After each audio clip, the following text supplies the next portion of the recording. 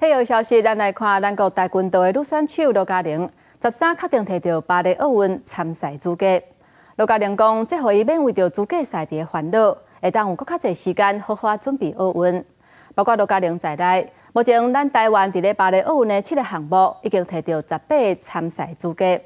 再来，咱来看这礼拜的体育周报。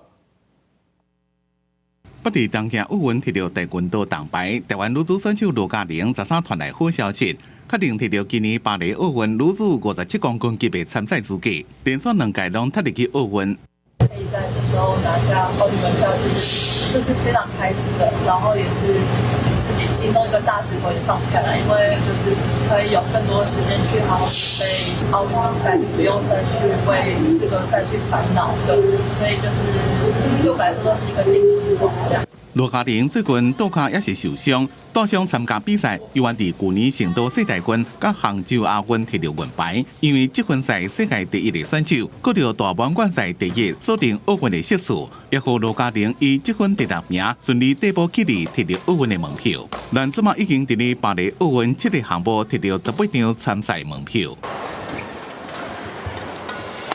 招牌机动作互对手袂负的反应。咱国羽球一家第苏颖伫马来西亚公开赛过关斩将，到决赛是对南韩的球后安时莹，小戴成型21比10摕到第1局，不过安时莹正紧就开始反扑，第2局互安时莹摕到也是21比10，局数有边双方平手。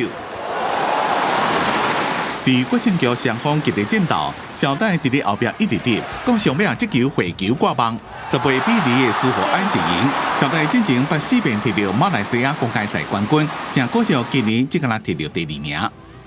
另外来看台湾羽球倒手重炮林俊逸，个人第1遍拍入去超级1000系列的4强，13对世界排名第9的丹麦选手安东森，一开始就拄到乱流，几落遍回球出界，互对手摕到领先。 命林俊逸有小可较稳定，甲分数牛换，这球落伫咧网仔顶拄好过，运气袂歹，摕1分。